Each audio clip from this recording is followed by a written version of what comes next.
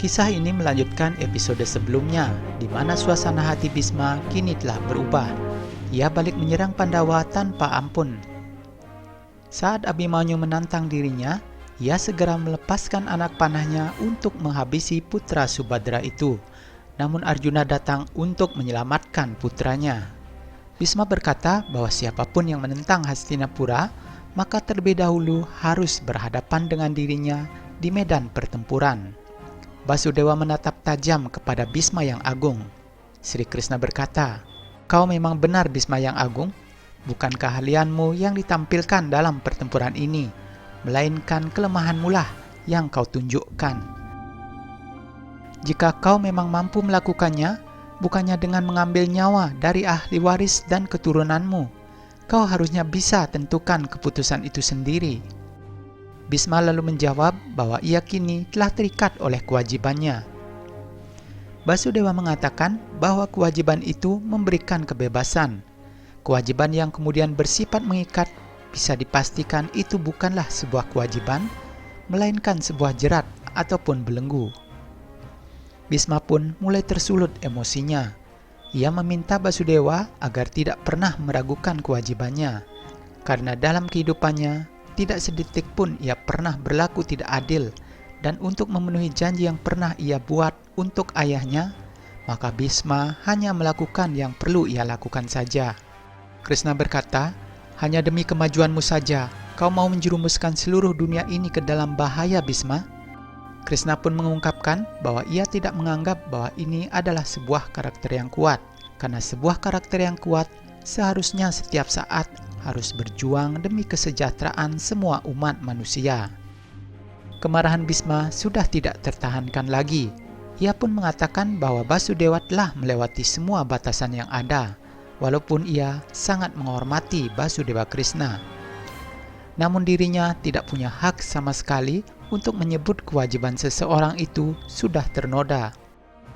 Kewajiban adalah kebenaran, dan oleh karena itu, tidak ada seorang pun yang akan dapat mengalahkan Bisma saat ini.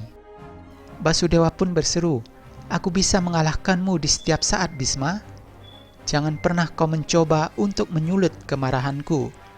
Krishna lalu memperingatkan Bisma agar segera meletakkan senjatanya. Namun Bisma mengangkat busurnya dan mengarahkannya kepada Basudewa Krishna. Sri Krishna lalu melompat turun dari keretanya dan berjalan menghampiri Bisma. Basudewa Krishna mengatakan bahwa dirinya tidak membutuhkan senjata apapun untuk membunuh Bisma. Ia dapat saja membunuh Bisma hanya dengan roda kereta yang ada di depannya. Sri Krishna pun mengangkat roda kereta itu, dan bertepatan dengan itu Bisma pun melepaskan anak panahnya dan mengarahkannya kepada Basudewa Krishna. Namun keajaiban pun terjadi ketika seluruh anak panah Bisma berhenti di hadapan Basudewa Krishna. Bahkan perputaran roda waktu pun ikut berhenti. Putra Gangga itu sangat terkejut melihat kejadian yang ajaib itu. Ia juga melihat roda kereta yang dipegang oleh Basudewa Krishna telah berubah menjadi cakra Sudarsana. Basudewa Krishna menunjukkan jati dirinya kepada Bisma, bahwa dirinya adalah dewa yang paling utama.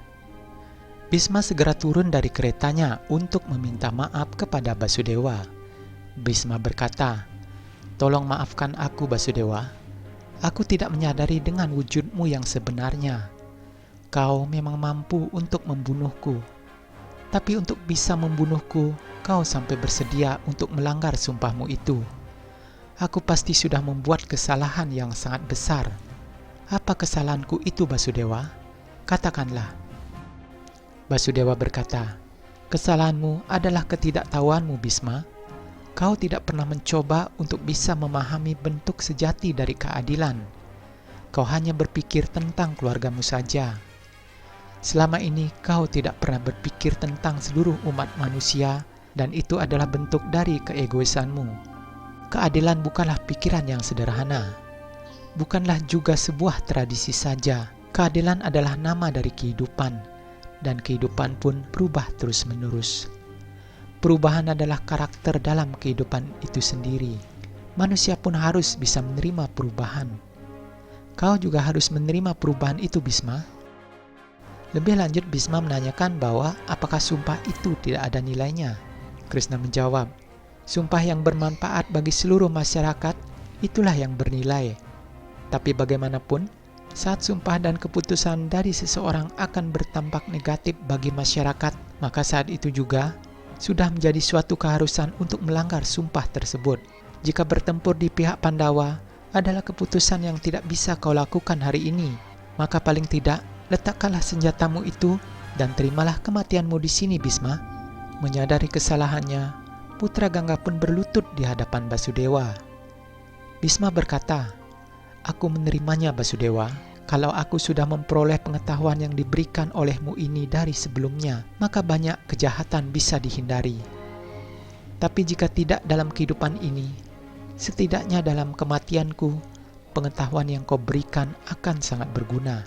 Untuk mati di tanganmu sendiri akan menjadi karunia terbesar untuk diriku." Bhisma pun meminta kepada Basudewa Krishna untuk segera mengakhiri hidupnya saat itu juga. Basudewa Krishna bersiap untuk mengabulkan permohonan dari Bhisma. Basudewa Krishna mengembalikan cakra Sudarsana ke bentuknya semula menjadi sebuah roda kereta. Seketika itu perputaran waktu pun kembali berjalan. Arjuna pun lalu melompat dari keretanya dan berlari menuju Basudewa Krishna yang hendak membunuh kakeknya Bhisma. Arjuna mengingatkan Basudewa akan sumpah yang telah ia ucapkan dan pengaruh yang akan ditimbulkan yang dapat mencemarkan nama baik Basudewa Krishna itu sendiri. Arjuna memohon agar Basudewa menghentikan niatnya dan memberikan kesempatan dan tanggung jawab itu kepada dirinya. Ia akan mengerahkan semua kemampuannya untuk melawan kakeknya Bhisma.